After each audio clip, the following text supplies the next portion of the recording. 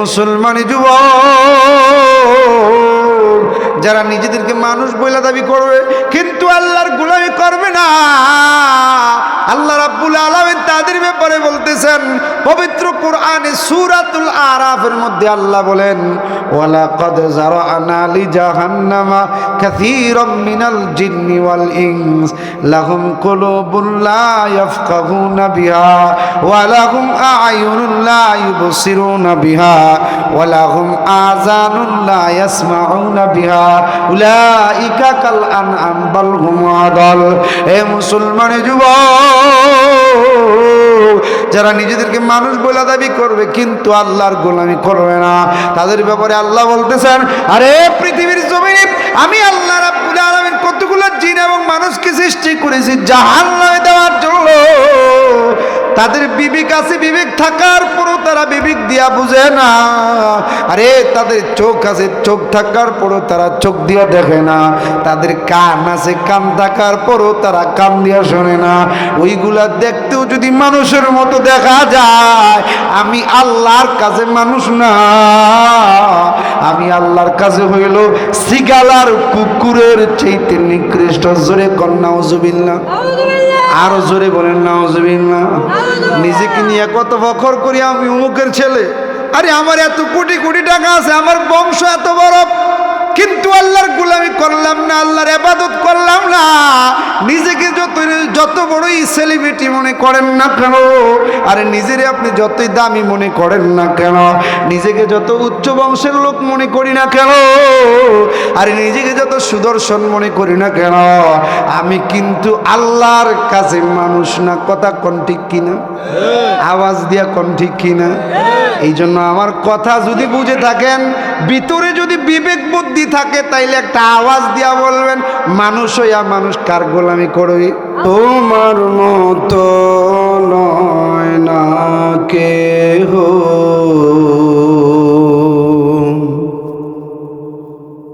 আমায় বুকে টানি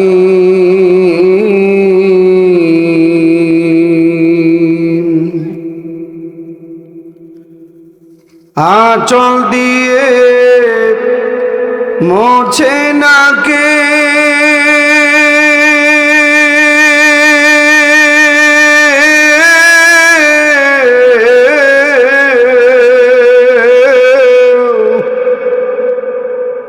আঁচল দিয়ে মোছে না কেউ আমার চোখের পানি।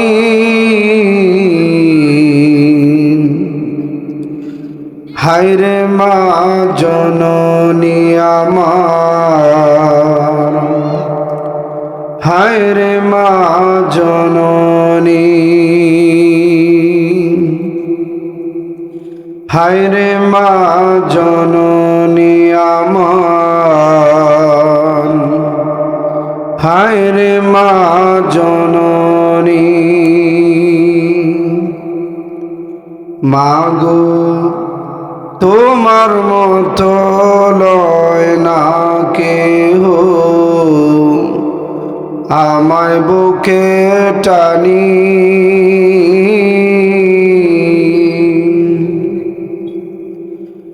আঁচল দিয়া মোছে না কে,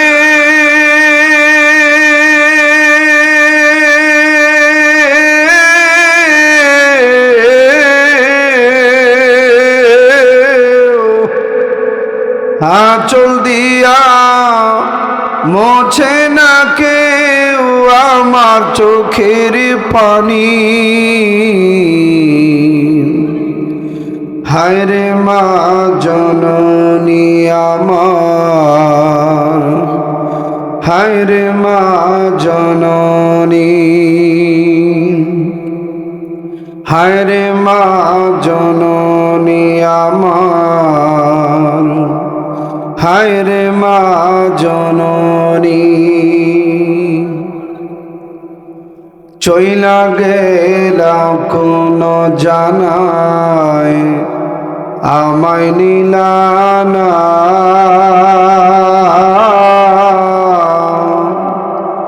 পথে পইরা কান্দি আমি নাই যে ঠিকানা। চইলা গেলা কোন জানায় আমায় নিলানা, পথে পইরা কান্দি আমি নাই যে ঠিকানা।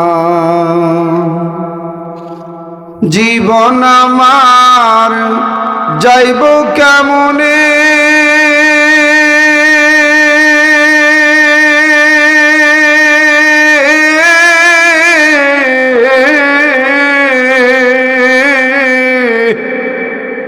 জীবন আমার যাইব কেমনে একটু ভাবনি। হায়রে মা জননী আমার, হায়রে মা জননী, হায়রে মা জননী আমার, হায়রে মা জননী। অনাদরে কাটে মাগো আমার জীবন,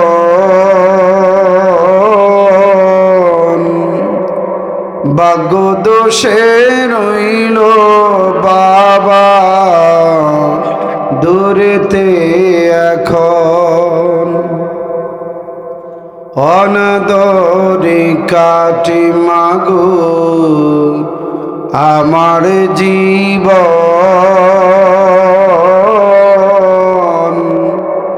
ভাগ্য দোষে রইল বাবা দূরেতে এখন। তুমিও নাই বাবাও নাই,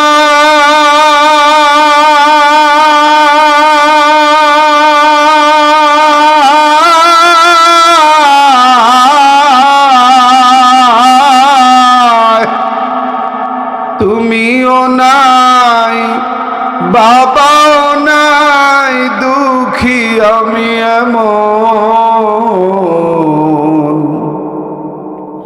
হায়রে মা জননী আমার, হায়রে মা জননী,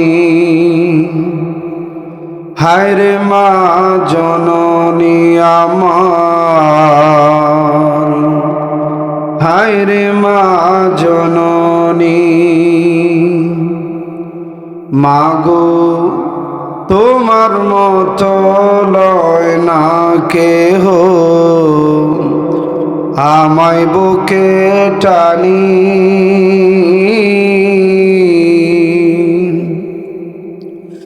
আঁচল দিয়া মোছে না কে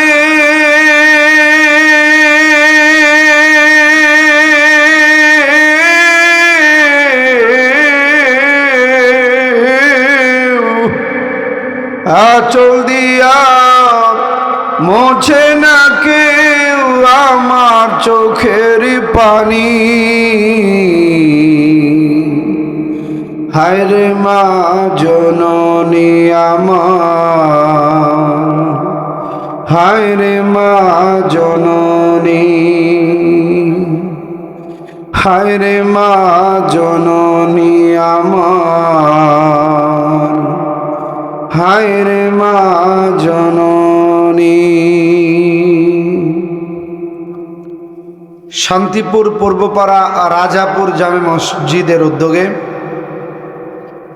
৮তম বার্ষিক ইসলামী মহাসম্মেলনের আজকের এই অধিবেশনের সম্মানিত সভাপতি সাহেব হাফেজ কারি তাওহিদুল ইসলাম এবং আমার সামনে উপবিষ্ট আমার ধর্মপ্রাণ মুসলমান ভাই বাবারা, পর্দার আড়ালে অবস্থানরত আমার শ্রদ্ধেয় মা বোনেরা, মহান আল্লাহ রাব্বুল আলামিনের দরবারে লাখো কোটি শুকর যে মহান আল্লাহ রাব্বুল আলামিন আজকে আপনাকে আমাকে দুনিয়াবি বিভিন্ন পেরেশানি, দুনিয়াবি বিভিন্ন জায়জামেলা থেকে আল্লাহ ফাড়ে করে দয়া পরশবত মহান আল্লাহ রাব্বুল আলামিন ওলামায়ে কেরামের জবান থেকে নসিহত শোনার জন্য এই বেহেশতের বাগান তথা দ্বীনি মজলিসে আসার বাসার তৌফিক আল্লাহ দান করেছেন।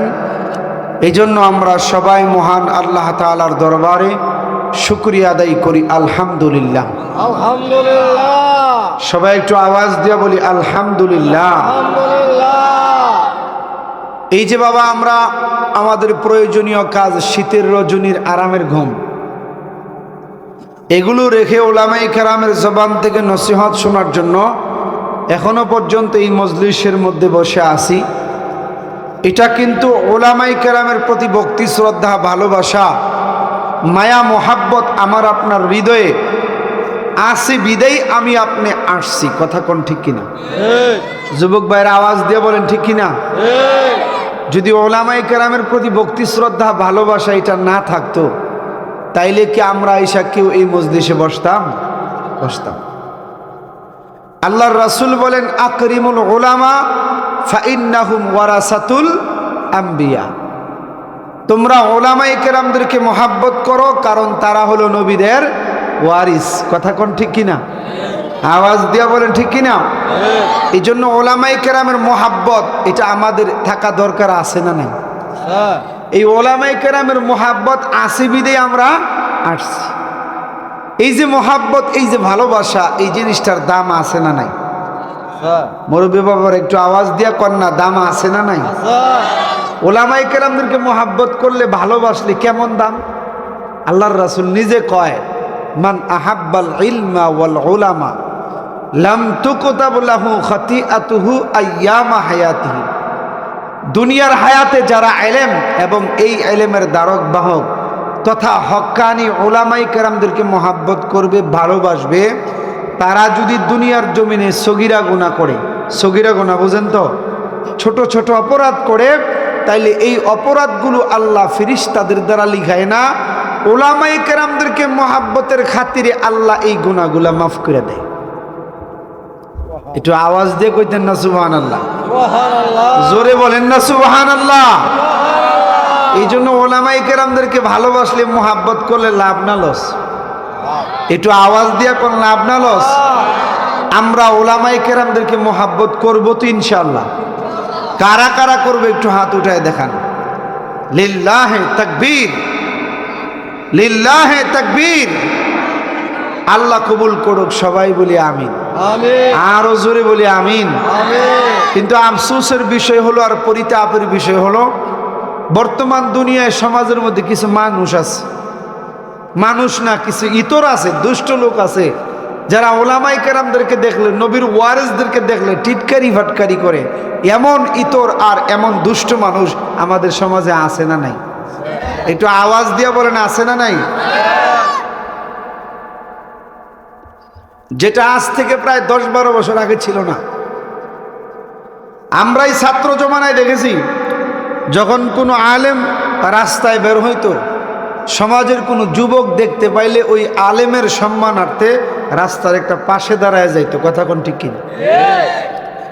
আর বিশেষ করে যদি কোনো মা বোন কোনো আলেম ওলামাকে দেখতো, তাইলে রাস্তার পাশে যদি গাছ থাকতো, গাছের আড়ালে চলে যেত। গাছ না থাকলে রাস্তার নিচে নেমে যেত। এত ইজ্জত, এত সম্মান মানুষ আগে ওলামায়ে কেরামদেরকে করতো। কথা বলেন ঠিক কিনা? আর বর্তমান দুনিয়ার জমিনে কিছু ইতর আছে, কিছু দুষ্ট লোক আছে, যারা ওলামায়ে কেরামদেরকে দেখলে ইয়ারকিমূলক কথাবার্তা বলে, টিটকারি ফাটকারি করে। এমন মানুষ আমাদের সমাজে আছে না নাই? আরো জোরে বলেন আছে না নাই? এ মুসলমান, এ যুবক ভাই, না, ওলামায়ে কেরামের মোহাব্বত এটা তো ঈমান। ভালো মানুষের বিরোধিতা যারা করে তারা বেঈমান। কথা কোন ঠিক কিনা? আরো জোরে বলেন ঠিক কিনা? আমাদের সমাজে কিছু মানুষ আছে যারা ভালো মানুষের বিরোধিতা করে, ওলামায়ে কেরামদের বিরোধিতা করে। আছে না নাই? আরো জোরে বলেন আছে না নাই? এ মুসলমান, এ যুবক ভাই, না, ওলামায়ে কেরামদেরকে মহাব্বত করব, ভালোবাসবো, নেককার লোকদেরকে মহাব্বত করব। যদি নেককার লোকদেরকে মহাব্বত করতে পারি, ভালোবাসতে পারি, এই ভালোবাসা, এই মহাব্বত, এটা আপনাকে আমাকে জান্নাত পর্যন্ত পৌঁছাইব। জোরে বলেন সুবহানাল্লাহ। এই বিশ্বাসটা আপনাদের আছে না নাই? আরো জোরে বলেন আছে না নাই? হ্যাঁ মুসলমানের যুবক ভাই,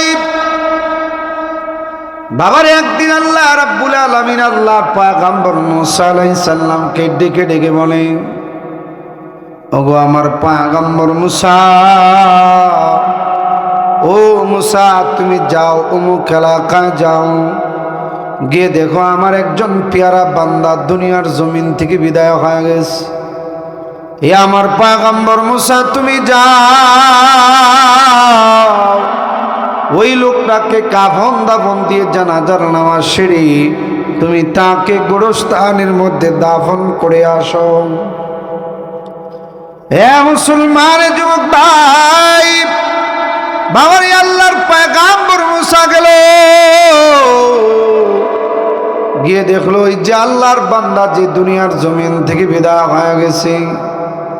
বাবারে অন্ধকার রাত্রিতে একটা লাইট জ্বালাইলে যেমন অন্ধকার আলোকিত হয়ে যায়, ওই যে আল্লাহর বান্দা যে দুনিয়ার জমিন থেকে বিদায় নিল, ওই অন্ধকার রাত্রের লাইটের নেই তার চেহারা থেকে নূরের আলোগুলা ঝলমল করতে লাগলো। জোরে বলেন সুবহানাল্লাহ।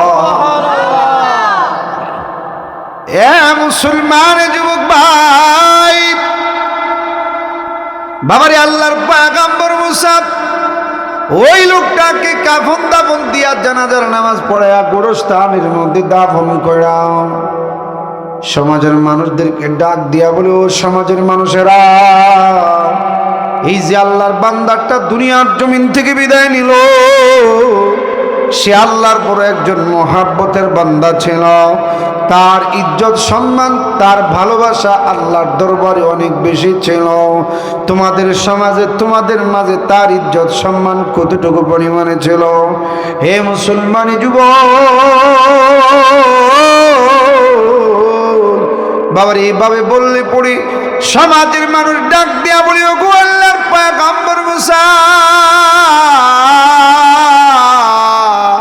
তার চাইতে বাজে লোক, তার চাইতে খারাপ লোক আমাদের সমাজের ভিতরে আর দ্বিতীয় কেউ ছিল না। এই লোকটা বেশি বেশি পাপের কাজ করত, এই লোকটা বেশি বেশি গুনার কাজ করত। তার চাইতে খারাপ প্রকৃতির লোক, তার চাইতে বাজে লোক আমাদের সমাজের ভিতরে আর দ্বিতীয় কেউ ছিল না। এ মুসলমান যুবক ভাই, এভাবে শুনলে পড়ে এবার আল্লাহর পয়গম্বর মুসা আল্লাহকে ডাক দিয়া বলে, আল্লাহ, ও পৃথিবীর মালিক আল্লাহ, আল্লাহ তুমি তোমার বান্দার কোন হালতের বিনিময়ে, ও মালিক তুমি তোমার বান্দার কোন কোন আমলগুলার বিনিময়ে আল্লাহ তুমি তোমার বান্দার জীবনের গুনাহগুলো মাফ করলা। আল্লাহ ডাক দিয়া বলে, ওগো আমার পয়গম্বর মুসা, আমি আল্লাহ আমার বান্দার কয়েকটা হালত, আমি আল্লাহ আমার বান্দার কয়েকটা গুণ, আমি আল্লাহ আমার বান্দার কয়েকটা নেক আমলের কারণে আমি আল্লাহ আমার বান্দার জীবনের গুনাহগুলো মাফ কইরা দুনিয়ার জমিন থেকে আমি আল্লাহ আমার বান্দার চেহারাটারে নূরে নূরান্বিত কইরা আমি আল্লাহ আমার এই বান্দাটারে আমার জান্নাতের মেহমান বানায়া নিয়েছি। চিল্লায়া বলেন সুবহানাল্লাহ। হ্যাঁ মুসলমান যুবক ভাই, বাবার আল্লাহ রাব্বুল আলামিন ডাক দিয়া বলি, ওগো আমার পয়গম্বর মুসা, এই আমার গুনাহগার বান্দাটা রাতের গভীরে আমি আল্লাহ রাব্বুল আলামিনের দরবারে দুইটা হাত উঠাইয়া আমি আল্লাহ রাব্বুল আলামিনের দরবারে কাঁদতো, আর আমি আল্লাহকে বলতো, আল্লাহ, ও পৃথিবীর মালিক আল্লাহ, উহিব্বুস সালিহিন, মালিক রে আমি কিন্তু নেককারদেরকে বড় ভালোবাসি। জোরে বলেন সুবহানাল্লাহ। মালিক রে আমি নিজে কিন্তু নেককার না, কিন্তু যারা নেককার তাদেরকে আমি ভালোবাসি। আল্লাহ আমি বদকার, কিন্তু যারা বদকার তাদেরকে আমি ঘৃণা করি। আল্লাহ আমি নিজের নেককার নই, কিন্তু যারা নেককার তাদের ভালোবাসা আমার এই অন্তরের মধ্যে আছে। আল্লাহ আমি বদকার, কিন্তু যারা বদকার, যারা খারাপ, তাদের ঘৃণা আমার এই অন্তরের মধ্যে আছে। আল্লাহ আমি নিজে নেককার না, কিন্তু যারা নেককার তাদেরকে ভালোবাসি। আল্লাহ আমি বদকার, কিন্তু যারা বদকার তাদেরকে আমি ঘৃণা করি। আমার মতো গুনাহগার বান্দাকে আল্লাহ যদি তুমি তোমার জাহান্নামে দাও, তাইলে আল্লাহ তোমার কোনো লাভ হবে না। আমার মতো গুনাহগার বান্দার গুনাহগুলো আল্লাহ যদি তুমি মাফ করে দাও, তাইলে আল্লাহ তোমার কোনো লস হবে না। আমার মতো গুনাহগার বান্দার গুনাহগুলো মাফ কইরা মালিক রে যদি তুমি তোমার জান্নাতটা আমাকে দাও, তাইলে আল্লাহ তোমার গাফফার নামের ইজ্জতের শান রক্ষা হবে। ও পৃথিবীর মালিক আল্লাহ, আল্লাহ তুমি আমার জীবনের গুনাহগুলো মাফ করে দাও। হে আমার পয়গম্বর মুসা, এই যে আমার গুনাহগার বান্দাটা রাতের গভীরে চোখের পানিগুলা ফালায় আমি আল্লাহর দরবারে কাঁদছি, আমি আল্লাহর দরবারে চোখের পানিগুলা ফালায় আমি আল্লাহরে ডেকে ডেকে বলছি যে নেককারদেরকে ভালোবাসে আর যারা বদকার তাদেরকে ঘৃণা করে। এই যে আমার বান্দার দুইটা হালত, এই যে আমার বান্দার দুইটা গুণ, আমি আল্লাহ রাব্বুল আলামিন আমার এই বান্দার এই দুইটা গুণের কারণে, আমলের কারণে, দুনিয়ার জমিনে নেককারদেরকে ভালোবাসার কারণে আর বদকারদেরকে ঘৃণা করার কারণে আমি আল্লাহ আমার বান্দার জীবনের গুনাহগুলো মাফ কইরা দুনিয়ার জমিন থেকে তার চেহারাটারে নূরে নূরান্বিত কইরা আমি আল্লাহ আমার এই বান্দাটারে আমার বানানো জান্নাতের মেহমান বানায় নিছি। চিল্লায়া বলেন সুবহানাল্লাহ, আরো জোরে বলেন সুবহানাল্লাহ। এই জন্য মুসলমান যুবক ভাই বলতেছিলাম, নেককার লোকদেরকে ভালোবাসলে, ভালো মানুষদেরকে মোহাব্বত করলে, উলামায়ে কেরামদেরকে মোহাব্বত করলে জান্নাতে যাওয়ার জরিয়া হতে পারে কি পারে না? আরো জোরে কন্যা পারে কি পারে না? উলামায়ে কেরামদেরকে মোহাব্বত করলে জান্নাতে যাওয়ার উসিলা হতে পারে কি পারে না? তাই আমরা উলামায়ে কেরামদেরকে মোহাব্বত করব তো ইনশাআল্লাহ। মসজিদের ইমাম সাহেব যারা আছে তাদেরকে মোহাব্বত করব তো ইনশাআল্লাহ। কারা কারা করবে একটু হাত উঠায় দেখান। লিল্লাহে তাকবীর, লিল্লাহে তাকবীর। আল্লাহ কবুল করুক, সবাই বলি আমিন। আরো জোরে বলি আমিন।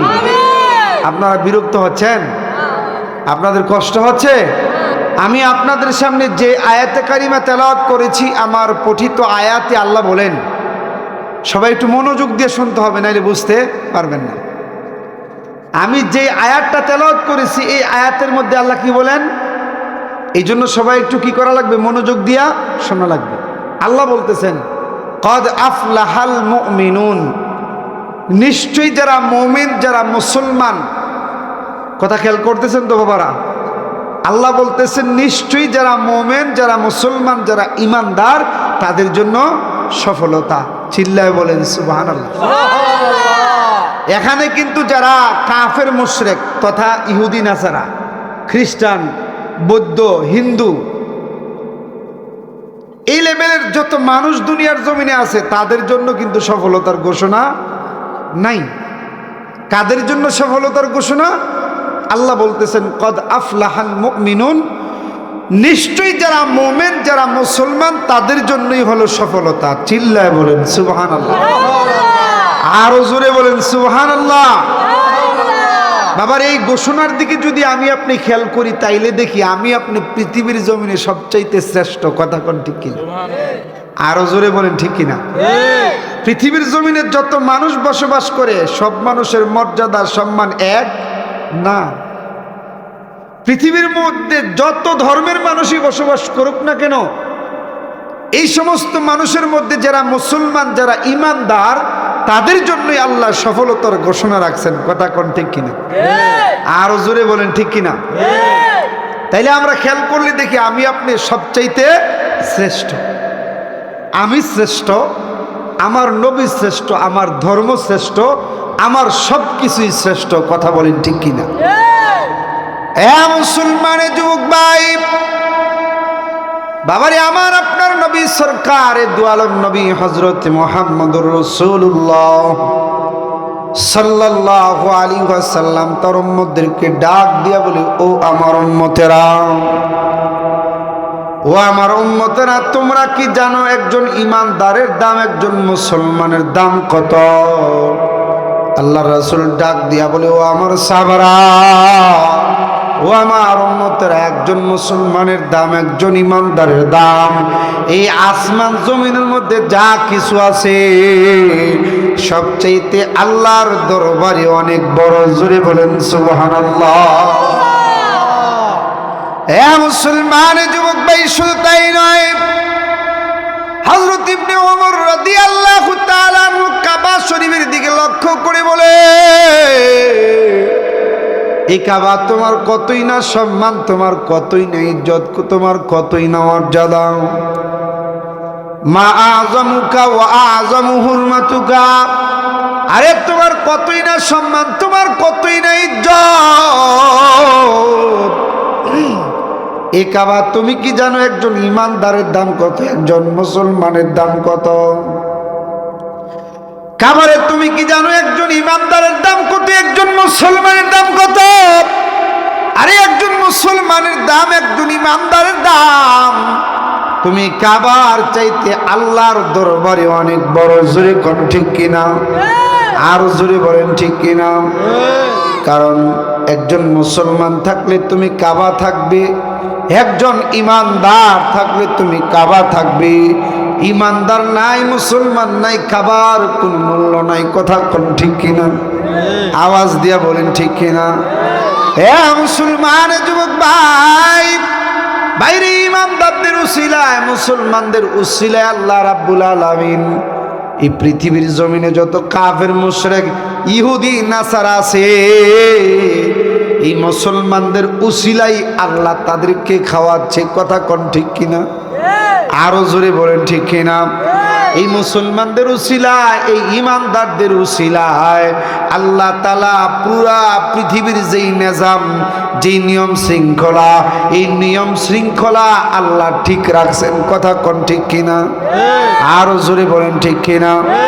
এই মুসলমান যুবক ভাই, ভাই আমি আপনি যদি খেয়াল করি, আমি আপনি যদি তাকাই, তাইলে দেখি মুসলমানের শ্রেষ্ঠত্বের কোনো অভাব নাই। কথা কোন ঠিক কিনা? মুসলমানের সম্মান আর ইজ্জতের কোনো অভাব নাই। কথা কোন ঠিক কিনা? কিন্তু এখন একটা প্রশ্ন হয়, মুসলমানদের এত ইজ্জত, এত সম্মান, এত শ্রেষ্ঠত্ব থাকার পরেও মুসলমান কেন আজকে পৃথিবীর জমিনে লাঞ্ছিত? মুসলমান কেন আজকে পৃথিবীর জমিনে অপমানিত? কথা কোন ঠিক কিনা? এই প্রশ্ন হয় কি হয় না? বাবারে, আপনি যদি একটু খেয়াল করে দেখেন, ওই যে আপনি যদি মায়ানমারের দিকে তাকান, মায়ানমারের মুসলমান শান্তিতে নাই। আপনি যদি আরাকানের দিকে তাকান, তাইলে আরাকানের মুসলমান শান্তিতে নাই। আপনি যদি সিরিয়ার দিকে তাকান, তাইলে সিরিয়ার মুসলমানও শান্তিতে নাই। কথা কোন ঠিক কিনা? আপনি যদি পার্শ্ববর্তী রাষ্ট্র ভারতের দিকে তাকান, এই ভারত রাষ্ট্রের মধ্যে মুসলমান শান্তিতে নাই। কথা কোন ঠিক কিনা?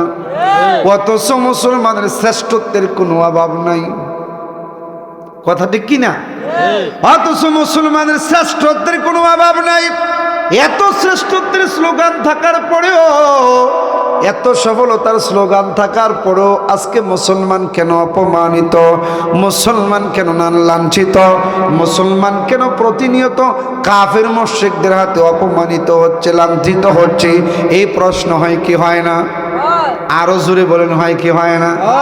আসুন আমরা কোরআনকে জিজ্ঞাসা করি। হ্যাঁ কোরআন, কদ আফলাহাল মুমিনুন, আরে তোমার মধ্যেই তো বলা হয়েছে মুমিনের জন্য সফলতা, ইমানদারদের জন্য সফলতা।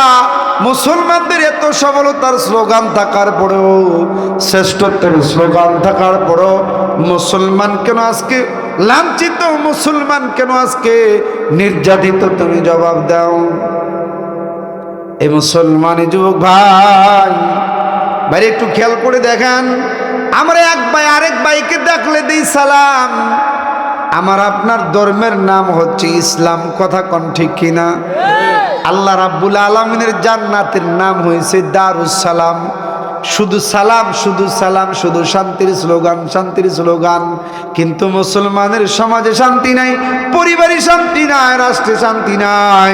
পৃথিবীর যেদিকে তাকায় প্রতিনিয়ত কাফের মুশরিকদের হাতে মুসলমান লাঞ্ছিত হচ্ছে। কথা কোন ঠিক কিনা? আরো জোরে বলেন ঠিক কিনা? এই প্রশ্নের উত্তর কি আসুন কোরআনকে জিজ্ঞাসা করি। হে কোরআন, তোমার মধ্যেই তো বলা হয়েছে কদ আফলাহাল মুমিনুন, মুমিনের জন্য সফলতা, মুমিনের জন্য কামিয়াবি। এত সফলতার স্লোগান, এত কামিয়াবির স্লোগান থাকার পরেও আজকে মুসলমান কেন লাঞ্ছিত, মুসলমান কেন অপমানিত? জবাব দাও। এই জবাব কোরআন দিতে পারবে কি পারবে না? আরো জোরে বলেন, পারবে কি পারবে না? পৃথিবীর জমিনে এমনই একটা কিতাব, এমনই একটা সংবিধান, যে কোনো বিষয়ে প্রশ্ন করবেন, প্রশ্ন করতে দেরি হয়, জবাব দিতে দেরি করে না। জোরে বলেন সুবহানাল্লাহ। পৃথিবীর জমিনে এমন আর কোনো সংবিধান নাই, কোনো তন্ত্র মন্ত্র নাই যার কাছে গেলে সমাধা পাওয়া যায়। কিন্তু কোরআন নামক সংবিধান, এটা এমন একটা সংবিধান, যে বিষয়ে সমস্যায় পড়বেন, যে বিষয়ে আপনি মুসিবতে পড়বেন, যে কোনো সমস্যার সমাধান আপনি কোরআনের কাছে চাবেন, চাইতে দেরি হবে, সমস্যার সমাধান দিতে দেরি করবে না। চিল্লায় বলেন না সুবহানাল্লাহ। আরো জোরে কন্যা সুবহানাল্লাহ। হ্যাঁ মুসলমানের যুবক ভাই, আসুন একটু কোরআন সম্পর্কে জানি। কোরআন সব প্রশ্নের জবাব দিতে পারে কি? আসুন একটু জানি। আপনি যদি কোরআনকে প্রশ্ন করেন, এই কোরআন তোমার নাম কি? কোরআন সঙ্গে সঙ্গে জবাব দেয়, বাল হুয়া কুরআনুম মাজিদ, আমার নাম হলো কোরআনুল মাজিদ। এবার যদি আপনি কোরআনকে জিজ্ঞাসা করেন, হে কোরআন, আরে বুঝতে পারলাম তোমার নাম কোরআনুল মাজিদ, এবার তোমার কাছে আমার জিজ্ঞাসা, তুমি আমাকে বলো তোমার বাড়ি কোথায়? কোরআন ডাক দিয়া বলে, ফি লাওহিম মাহফুজ, আমার বাড়ি হলো লৌহে মাহফুজে। এ কোরআন বুঝতে পারলাম তোমার বাড়ি লৌহে মাহফুজে, তাইলে এবার তোমার কাছে জিজ্ঞাসা, আর এত দূরের বাড়ি থেকে কার মাধ্যমে দুনিয়ার জমিনে আসছ? এবার কোরআন জবাব দেয়, নাজালা বিহির রূহুল আমিন, আমি জিবরাইল আলাইহিস সালামের মাধ্যমে দুনিয়ার জমিনে আসছি।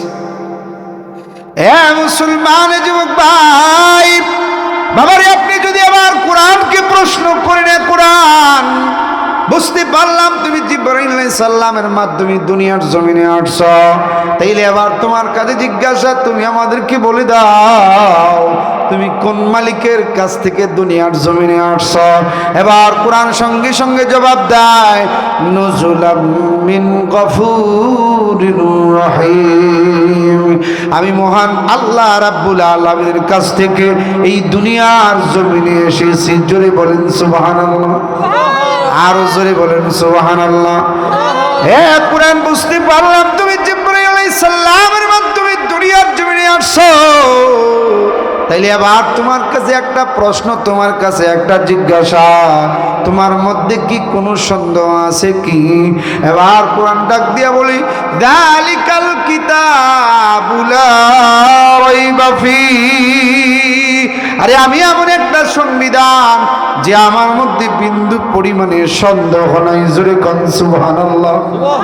আরো জোরে বলেন সুবহানাল্লাহ। এই কোরআন বুঝতে পারলাম তোমার মধ্যে কোনো সন্দেহ নাই, তাই এবার তোমার কাছে জিজ্ঞাসা, তোমার মতো কোনো ছোরা কোনো পৃথিবীর কোনো কবি সাহিত্যিক বানাতে পারবে কি?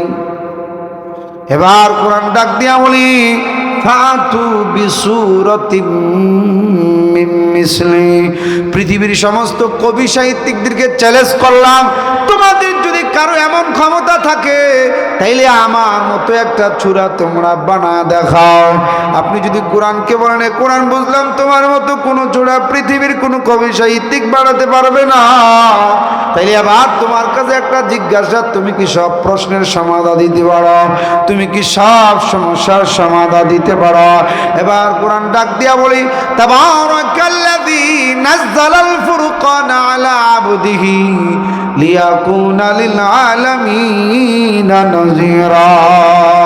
আমি এমন একটা সংবিধান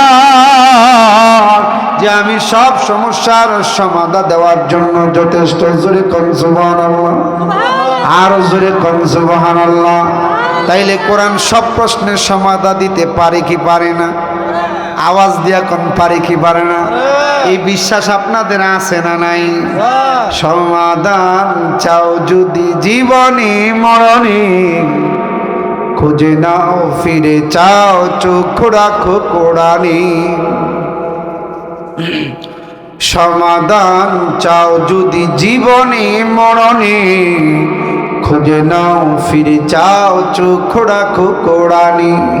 তবে পাবে সুখ শান্তির ঠিকানা, তবে পাবে সুখ শান্তির ঠিকানা, যদি মেনে নাও তুমি মনে প্রাণে। সমাধান সমাধান চাও যদি জীবনে মরণে, খুঁজে নাও ফিরে চাও চোখ রাখো কোরআনে। কথা কোন ঠিক কিনা? আরো জোরে বলেন ঠিক কিনা? এই তো চির অম্লান চির মুক্তির ডাক, এ যে মহাবাণী খোদারি কালামে পাক। এ তো চির অম্লান চির মুক্তির ডাক, এ যে মহাবাণী খোদারি কালামে পাক। এই দুনিয়ায় আর সেই দুনিয়া, এই দুনিয়ায় আর সেই দুনিয়া, রক্ষা পাবে তুমি দু জাহানে। সমাধান সমাধান চাও যদি জীবনে মরণে, খুঁজে নাও ফিরে চাও চোখ রাখো কোরআনে। সমাধান চাও যদি জীবনে মরণে, খুঁজে নাও ফিরে চাও চোখ রাখো কোরআনে। এই বাণী সকলের নয় শুধু মুমিনের, যারাই চলবে মেনে ফল পাবে কোরআনে। কথা কোন ঠিক কিনা?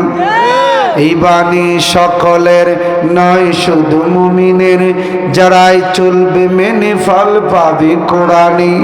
গড়েই বলো কিবা রাষ্ট্রে বলো, গড়েই বলো কিবা রাষ্ট্রে বলো, অশান্তি দূর করে শান্তি আনে। কথা ঠিক কিনা? অশান্তি দূর করে শান্তি আনে। সমাধান সমাধান চাও যদি জীবনে মরণে, খুঁজে নাও ফিরে চাও চোখ রাখো কোরআনে। কথা বলেন ঠিক কিনা?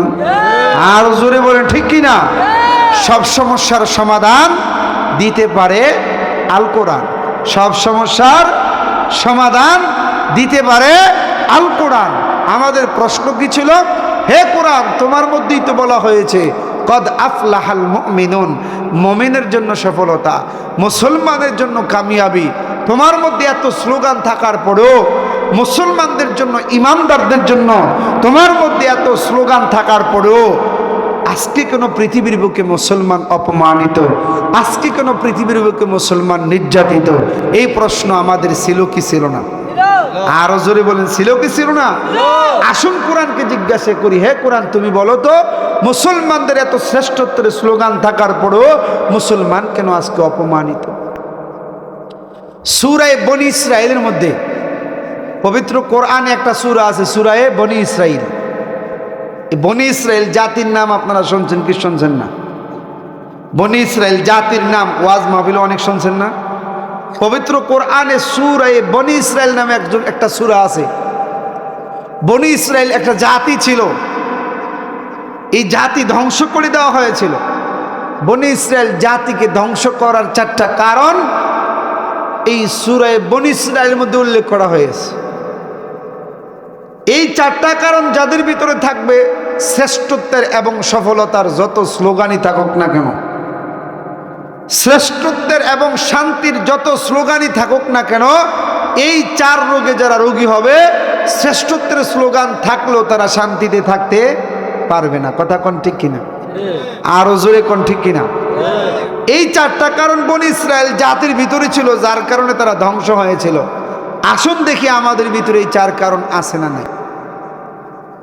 বনি ইসরায়েল জাতিকে ধ্বংস করার এক নাম্বার কারণ ছিল তারা আল্লাহকে আল্লাহ বলে মানত, কিন্তু আল্লাহর ইবাদত তারা করত না। কথাগুলো মনোযোগ দিয়ে শুনতেছেন তো? বনি ইসরায়েল জাতি তারা আল্লাহকে আল্লাহ বলে মানত, কিন্তু আল্লাহর ইবাদত তারা করতো না। একটু হানা কন্যা। বনি ইসরায়েল জাতি তারা আল্লাহকে আল্লাহ বলে মানত, কিন্তু আল্লাহর ইবাদত তারা করতো না। আজকে আমাদের ভিতরে এমন মুসলমান আছে না নাই যারা আল্লাহরে আল্লাহ বলে মানে কিন্তু আল্লাহর গোলামি তারা? এরকম মুসলমান আছে না নাই? আওয়াজ দিয়া বলেন আছে না নাই? অভাব নাই, অভাব নাই। কথা কোন ঠিক কিনা? এর বাস্তবতা যদি মিলাইতে যান তাহলে মাঝে মধ্যে ফজরের সময় মসজিদে যায়েন, মহল্লায় বাস করে কয়জন আর মুসল্লি কয়জন? কথা কোন ঠিক কিনা? আওয়াজ দিয়া বলেন ঠিক কিনা? মহল্লায় বাস করে কয়জন, অবস্থান করে কয়জন, আর ফজরের নামাজের সময় মসজিদে মুসল্লি কয়জন? বনি ইসরায়েল জাতিকে ধ্বংস করার এক নাম্বার কারণ ছিল তারা আল্লাহকে আল্লাহ বলে মানত, আল্লাহর ইবাদত তারা করতো না। আজকে আমরা অনেক নামধারী মুসলমান আছি, আল্লাহকে আল্লাহ বলে মানি কিন্তু আল্লাহর ইবাদত আমরা করি না। কথা কোন ঠিক কিনা? আরো জোরে কোন ঠিক কিনা? ইবাদত করলে কার করা লাগবে? আরো জোরে বলেন কার? পৃথিবীর জমিনে মানুষ যদি নিজেকে মানুষ বলে দাবি করে তাহলে মানুষ কার গোলামি করবে? এই প্রশ্ন হয় কি হয় না? হিন্দুরা যদি নিজেকে মানুষ বলে দাবি করে, খ্রিস্টানরা যদি নিজেকে মানুষ বলে দাবি করে, বৌদ্ধ যারা আছে তারাও যদি নিজেদেরকে মানুষ বলে দাবি করে, আমরা যারা আছি আমরাও যদি নিজেদেরকে মানুষ বলে দাবি করি, তাহলে মানুষ হইয়া মানুষ কার গোলামি করবে? এই প্রশ্ন হয় কি হয় না? হ্যাঁ মুসলমানের যুবক ভাই, আসুন কোরআনকে জিজ্ঞাসা করি। হ্যাঁ কোরআন মানুষ যদি মানুষকে মানুষ বলে দাবি করে তাইলে মানুষ কার গোলামি করবে?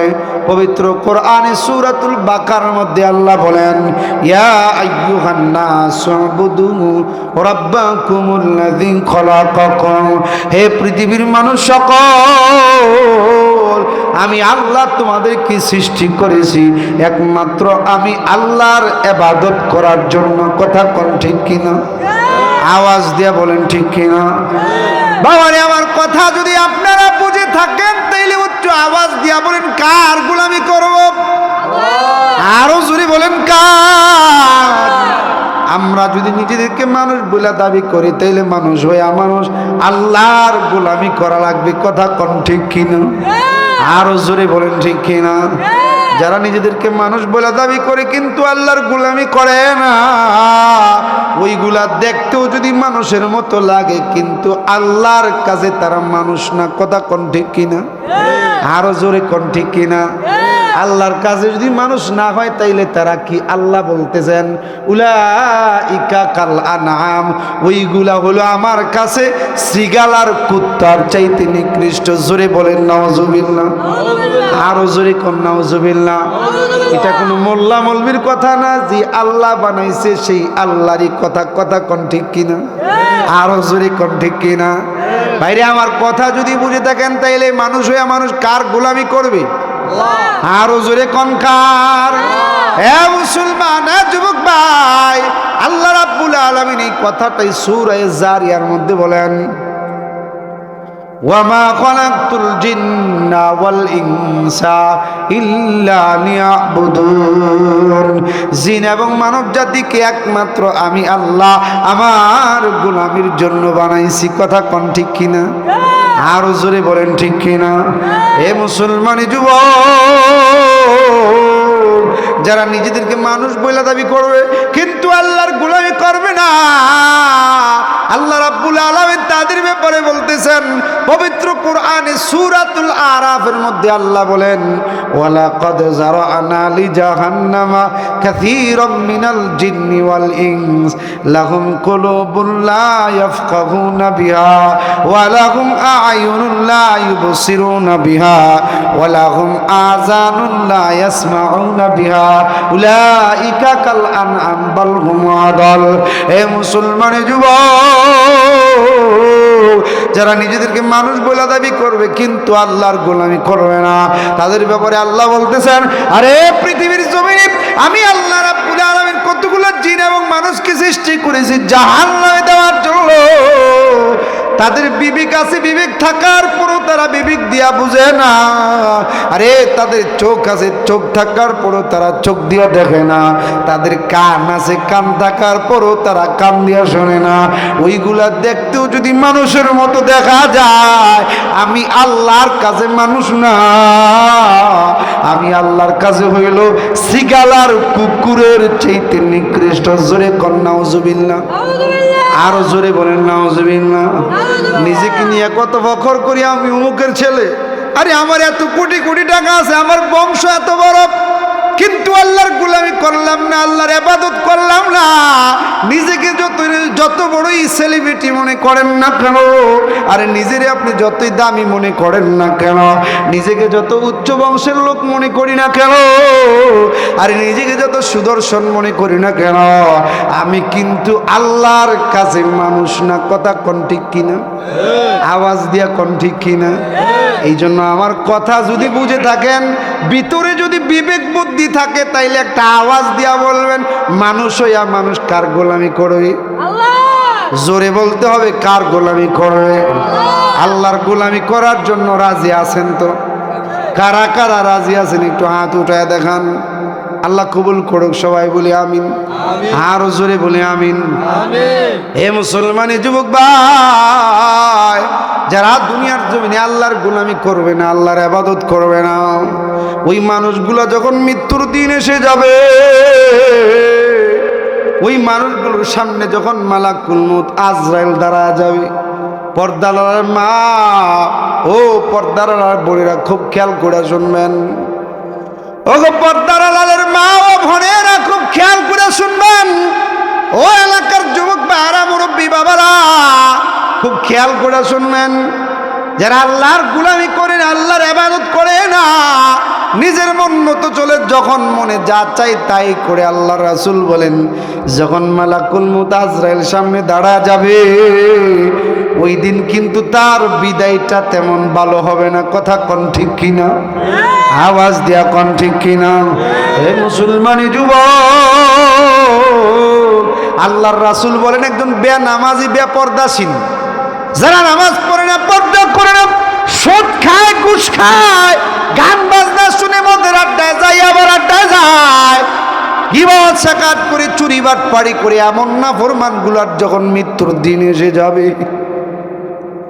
এমন নাফরমানগুলোর যখন মৃত্যুর দিন এসে যাবে, ওই মানুষগুলা তখন স্বপ্নের মতো দেখতে থাকবে, দুইটা পা জমিনে, আজরাইলের মাথাটা আসমানে, আজরাইলের একটা হাত মাশরিকে, আরেকটা হাত মাগরিবে, তাম পৃথিবী যত তার শরীরের প্রত্যেকটা পশমের গোড়া দিয়া আগুনের জিব্বা গুলা হা করে তাকায় রয়েছে, বিশাল আকার দিঘির মতো দুইটা চক্ষু। হ্যাঁ মুসলমানের যুবক ভাই, ও পর্দারের মা, মাগো একটু খেয়াল করে শুনবেন বাবা, আজরাইল যখন বিশাল আকার দিঘির মতো দুইটা চক্ষু লইয়া ওই নাফরমান বান্দা বান্দির দিকে চোখ রাঙ্গাইতে থাকবে, বাবারই তখন তার আত্মাটা 360টা মাকামে দৌড়াদৌড়ি করবে, ছোটাছুটি করতে থাকবে। এমন সময় আজরাইল ডাক দিয়া বলবে, হ্যাঁ বদমাশ, হ্যাঁ কবি, সারাটা জনম মাওলার হুকুম দিকে বাইগা রইছি, আল্লাহ নামাজের হুকুম করেছে, নামাজের দ্বারে কাছে যাস নাই, আল্লাহ রোজার হুকুম করেছে, রোজার দ্বারে কাছে যাস নাই, আল্লাহ হালাল হারাম পার্থক্য করে চলার জন্য বলেছে, চলস নাই, যখন যা মনে চাইছে তা করেছস, মদের আড্ডায়, জিনার আড্ডায়, আবার আড্ডায়, সুদ গুলটিয়া, চুরি বাটপাড়িয়া, গীবত সাকাত দিয়া, জুলুম নির্যাতন করে পরে ঠকায়া সারাটা জনম নিজের মন মতো চালাইছ। এ খবিজ আজকে তোরে ধরে নিয়ে যাওয়ার সময় হয়েছে, এ বদমাস তোরে আজকে ধরে নিয়ে যাওয়ার সময় হয়েছে, তুই আমার হাত থেকে ভাগতে পারবি না, আমার হাত থেকে ভাগতে পারবি না। এমন সেমনি ভাবে যখন দমকাইতে থাকবে, মুসলমানের যুবক ভাই, আল্লাহর রাসূল বলেন না ফরমান ঠট ঠট ঠট ঠট করে কাঁপতে থাকবে, তার 360টা মাকামে দৌড়াদৌড়ি করবে, পানির তৃষ্ণা এমন লাগা লাগবে, আরে 7টা দরিয়ার পানিও যদি নাফরমান বান্দা বান্দিরে পান করানো হয়, তারপর ওই নাফরমান বান্দা বান্দির পানির তৃষ্ণা মিটবে না। এ মুসলমানি যুবক ভাই, তার আত্মাটা 360টা মাকামে দৌড়াদৌড়ি করবে, থর থর থর থর করে কাঁপতে থাকবে। এমন সময় আল্লাহ ডাক দিয়া বলল, ওরে আজরাইল, আরে আমার এই নাফরমান বান্দা বান্দি খুব শখ করে জাহান্নাম কামাই করেছে, এই নাফরমান বান্দা বান্দির জাহান্নাম না দেখা যান কবজ করিস না। মুসলমানের যুবক ভাই, ওই নাফরমান বান্দা বান্দি তখন স্বপ্নের মতো দেখতে থাকবে, জাহান্নামের দরজাগুলা ঠাস ঠাস ঠাস ঠাস করে খুলে যাবে, জাহান্নামের সাপ বিচ্ছুগুলা তার দিকে হা করে তাকায় রয়েছে, জাহান্নামের আগুনগুলা দাউ দাউ করে জ্বলতেছে। এই দৃশ্য দেখার পরে তাদের আত্মা বের হতে যাবে না। এমন সময় আল্লাহ ডাক দিয়া বলল, আজরাইল, নাফরমান বান্দা বান্দির আত্মাটা বের করে নিয়ে আয়। এমন কষ্ট দিয়ে আত্মাটা বের করে নিবে, আল্লাহর রাসূল বলেন, যখন আত্মাটা বের করে নিবে, কলিজার রগগুলা একটা একটা করে টাইনা টাইনা জিরা ফলাবে। এমন কষ্ট দিয়া জান বের করে নিবে। এই জন্য মুসলমান যুবক ভাই, ও পর্দার আড়ালের মা, হাতে ধরে বলে যায় গো মা, বাবারে হাতে ধরে বলে যায়, যুবক ভাইরে হাতে ধরে বলে যায়, দুনিয়ার হায়াতে কোনোদিন আল্লাহর নাফরমানি করবো না। রাজি আছি তো ইনশাআল্লাহ? গোলামি করতে হবে কার? একটু আওয়াজ দিয়া বলেন কার? আমরা গোলামি করব আল্লাহর। কথা কোন ঠিক কিনা? কোরআন তোমার মধ্যেই তো বলা হয়েছে, মানুষ হইয়া যদি নিজেকে মানুষ বলে দাবি করে, তাইলে মানুষ কার গোলামি করবে? আল্লাহ বলতেছেন, ওয়ামা খলাকতুল জিন্না ওয়াল ইনসা ইল্লা লিয়াবুদুন, জিন এবং মানব জাতিকে একমাত্র আমি আল্লাহ আমার গোলামের জন্য বানাইছি। কথা কোন ঠিক কিনা? আরো জোরে বলেন ঠিক কিনা? এ মুসলমানি যুবক ভাই, বাইরে আগে বুঝিনি, আজকে বুঝে আসছে, আল্লাহর গোলামি ছাড়া উপায় নাই। কথা কোন ঠিক কিনা? আল্লাহর গোলামি ছাড়া উপায় নাই। বাইরে আগে বুঝিনি, আজকে বুঝে আসছে। তাই আজকে আল্লাহর দরবারে খাস করে একটা তওবা করো, মালিক রে, ও মালিক, আগে বুঝতাম না রে মালিক, আল্লাহ তুমি মাফ করে দাও, ক্ষমা করে দাও। সামনের যেই দিনগুলো আছে আল্লাহ তোমার গোলামি করো, তোমার ইবাদত করব, তোমার ইবাদত করে আল্লাহ তোমার দরবারে আসবো। আল্লাহ তুমি আমার গুনাহ মাফ করে দাও। এমন একটা ডাকের জন্য আল্লাহ বান্দার দিকে তাকায় রয়েছে। আরে আমার এই বান্দা বান্দি গুলো বুঝে নাই, না বুঝা গুনাহ করেছে, শয়তানের দোকানে পুরা গুনাহ করেছে। আজকে আমার বান্দা বান্দি আমার দরবারে আসছে তওবা করার জন্য। আমার বান্দা বান্দি যত বড় পাপ করুক না কেন, অন্যায় করুক না কেন, আমার বান্দা বান্দি, আমি আল্লাহরে ডাক দিতে দেরি হবে, আমি আল্লাহ আমার বান্দা বান্দির গুনাহগুলো মাফ করতে দেরি করব না। জোরে বলেন সুবহানাল্লাহ, আর জোরে বলেন সুবহানাল্লাহ। আল্লাহ বান্দার এতই ভালোবাসে। মুসলমানের যুবক ভাই, আমার আপনার নবী সরকার দু আলম নবী নিজের সাহাবী হুযায়ফাকে ডাক দিয়া বলে, আইনা আনতা মিনাল ইস্তিগফার ইয়া হুযায়ফা, হে হুযায়ফা, তুমি ইস্তিগফার কতবার পড়া বাদ দিয়া কোথায় ঘুরছো? হুযায়ফারে আমি দৈনিক 100 বার করে তওবা করি। ইন্নী লা আস্তাগফিরু ফি কুল্লি ইয়াউমিন মিয়াতা মাররা, হে হুযায়ফা, আমি দৈনিক 100 বার করে তওবা করি, নিজের গুনাহ মাফ চাওয়ার জন্য না, উম্মতদেরকে গুনাহ থেকে মাফ চাওয়া শেখানোর জন্য। বাইরে এমন একটা ডাকের জন্য আল্লাহ আমার দিকে তাকায় রয়েছে। ও পর্দার আড়ালের মা, জীবনে কত অন্যায় করেছি, পাপ করেছি, কত পর পুরুষের সামনে গিয়েছি, কত গান বাজনায় গিয়েছি, মদের আড্ডায় গিয়েছি। মাগো, আজকে সময় আল্লাহকে একটা ডাক দেন, চোখের পানিগুলা ফালান, আল্লাহরে ডাক দিয়া বলেন, আল্লাহ, ও মালিক, বুঝি নাই গো মাওলা, আল্লাহ তুমি মাফ করে দাও। এমন একটা ডাকের জন্য আল্লাহ তাকায় রয়েছে। কথা কোন ঠিক কিনা? একদিন আল্লাহ রাব্বুল আলামিন আজরাইলকে ডাক দিয়া বলে, আজরাইল, আরে তোমার কি কখনো কারো জান বার করতে মায়া লাগছেনি? আজরাইল ডাক দিয়া বলে, আল্লাহ, আমার একবার মায়া লাগছিল। ওই যে তুমি সমুদ্রের মাঝখানে জাহাজ ডুবিয়ে দিয়েছিল, জাহাজ ডুবে গেলে জাহাজের ভিতরে যত মানুষ ছিল সবাই পানির মধ্যে ডুবে মারা গিয়েছিল, কিন্তু তোমার একটা বান্দি, একটা মহিলা একটা কাষ্ঠখণ্ডের উপর আশ্রয় নিয়েছিল, যে মহিলার পেটের মধ্যে বাচ্চা ছিল। জাহাজ ডুবে গেলে জাহাজের ভিতরে যত মানুষ ছিল সবাই মারা গেছে, কিন্তু ওই মহিলাটা সে একটা কাষ্ঠখণ্ডের উপর তার সন্তানটা প্রসব করেছিল।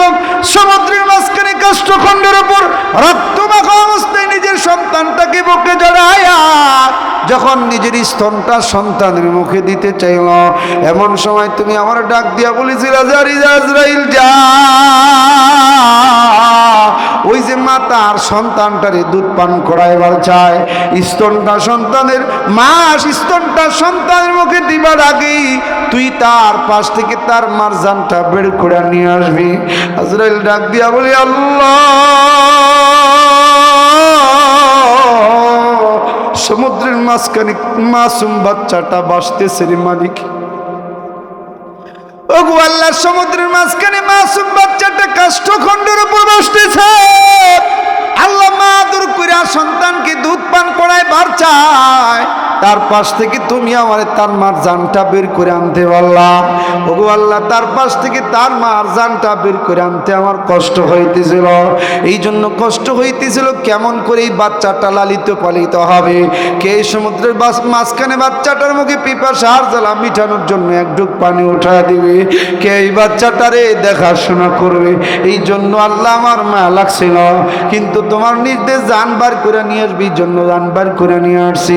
এমন সময় আল্লাহ ডাক দিয়া বলি, ওরে আজরাইল, আরে আর কখনই কি তোমার কারো জান বার করতে মা লাগছেনি? এবার আজরাইল ডাক দিয়া বলে, ও পৃথিবীর মালিক আল্লাহ, মালিক রে আরেকবার লাগছিল।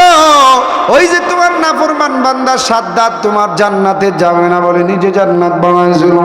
ভোর হওয়ার সঙ্গে সঙ্গে ঘোড়ার উপর সাওয়ার হইয়া জান্নাতের গেটে যাইয়া যখন একটা পা ঘোড়া থেকে জমিনের মধ্যে রাখছিল, এমন সময় তুমি আমার ডাক দিয়া বলেছিল, আজরাইল যা। ওই যে সাদ্দাদের একটা পা ঘোড়ার উপরে আর একটা পা জমিনের মধ্যে, যারে যা আজরাইল তুই সাদ্দাদের জান বের করে নিয়ে আসবি। এমন অবস্থায় জান বের করবি যে তার একটা পা ঘোড়ার উপরে আর একটা পা জমিনের মধ্যে থাকে। আজরাইল ডাক দিয়া, ওগো আল্লাহ, সাদ্দাদের জান বার করার জন্য গলা ধরেছিলাম যে তার একটা পা ঘোড়ার উপরে আরেকটা পা জমিনের মধ্যে। মালিক রে, ঘড়ির কাটার দিকে তাকায় দেখি এখনো জান বার করার সময় হয় নাই। এই সুযোগেই নাফরমান আমার চিনা পালাইছে। আমার চিনা চোখে পানি লইয়া আজরাইল ভাই ভাই করে চিৎকার করতেছে আর বলতেছে, ওরে আজরাইল ভাই, তুই আমার এমন ভাবে ধরে রাখছ যে একটা পা ঘোড়ার উপরে আরেকটা পা জমিনে। ওরে আজরাইল, যেই সময়টা তুই আমার ধরে রাখছ এই সময়টা তুই আমার একটু সুযোগ দে। মাহবুদে আলাহির জান্নাত থেকে বঞ্চিত হয়ে গেছি, কারণ নিজে জান্নাত বানাইছি। ওরে আজরাইল, যেই সময়টা তুই আমার ধরে রাখছ ভাইরে, এই সময়টা আমার একটু ভিক্ষা দি। ওগো আল্লাহ, এই যে আমারে ভাই ভাই করে চিৎকার করতেছিল, তার চোখে পানি দেখে আমার বড় মায়া লাগছিল। কিন্তু তোমার সেই নির্দেশ জান বার করে নিয়ে আসবি, এই জন্য জান বার করে নিয়ে আসছি, কিন্তু আমার মায়া লাগছিল। এবার আল্লাহ ডাক দিয়া বলি, ওরে আজরাইল, তোমার কিন্তু একটা লোকের জন্যই দুইবার মায়া লাগছে। সে কিন্তু ওই সাদ্দাত যার জন্মটা সমুদ্রের মাঝখানে কাষ্ঠখণ্ডের উপর হয়েছিল। আমি তার পাশ থেকে তার মারজানটা বের করে নিয়ে আসছিলাম। আজরাইল রে, তাই বইলে কিন্তু এই নাফরমানটারে আমি সমুদ্রের মাঝখানে ডুবায় মারি নাই, আমি আল্লাহ আমার রহমতের কোলে লালন পালন করেছি। ও আজরাইল, যে বান্দাটারে এত মায়া করে মোহাব্বত করে বানাইছি, আমি চাইতেছিলাম না আমার এই বান্দাটা গুনার কারণে জাহান্নামে যাক, এই জন্য তোমারে দিয়া ধরেছিলাম। আজরাইল রে, ও আজরাইল, তোর দ্বারা দেখা চোখে পানি লইয়া বারবার আজরাইল ভাই ভাই করে চিৎকার করছে। ও আজরাইল, তুই কিন্তু তারে সাইরা যাস নাই। আমি তখনও তার দিকে রহমতের নজর দিয়ে তাকাছিলাম। সে যদি তখনও চোখে পানি লইয়া আমি আল্লাহর একটা ডাক দিত, আমি আল্লাহর একটা ডাক দিয়া বলতো, আল্লাহ, ও মালিক, বুঝি নাই গো মাওলা, আল্লাহ তুমি আমার গুনাহগুলো মাফ করে দাও। ও মালিক, তুমি আমার গুনাহগুলো ক্ষমা করে দাও।